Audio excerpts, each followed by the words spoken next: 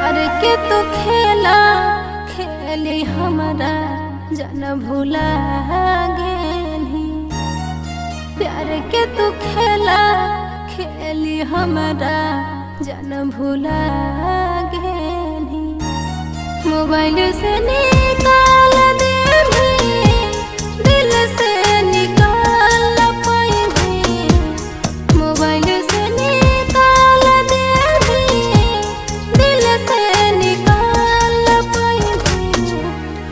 प्यार वाला खेला खेली हमारा जन भूला गेली। प्यार वाला खेला खेली हमारा जन भूला गेली।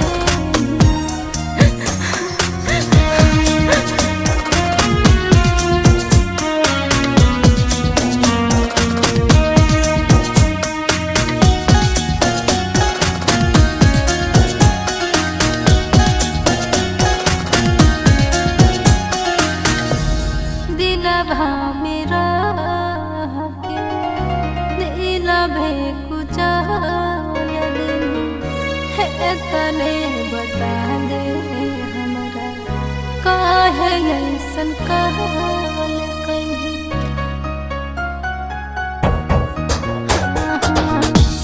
दिलवा मेरा के दिलवा कुचाल है तने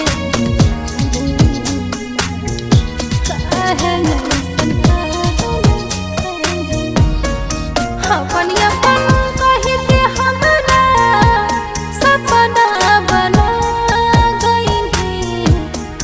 अपन अपन कही के हमरा सपना बना गई। प्यार के तू खेला खेली हमरा जन भूला गई।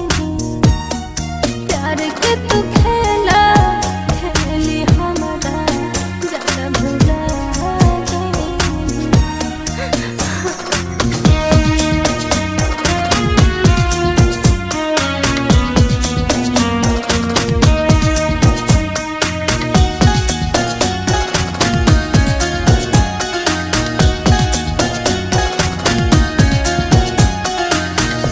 याद करी तोरा रात दिन भोरा तने कसूर है।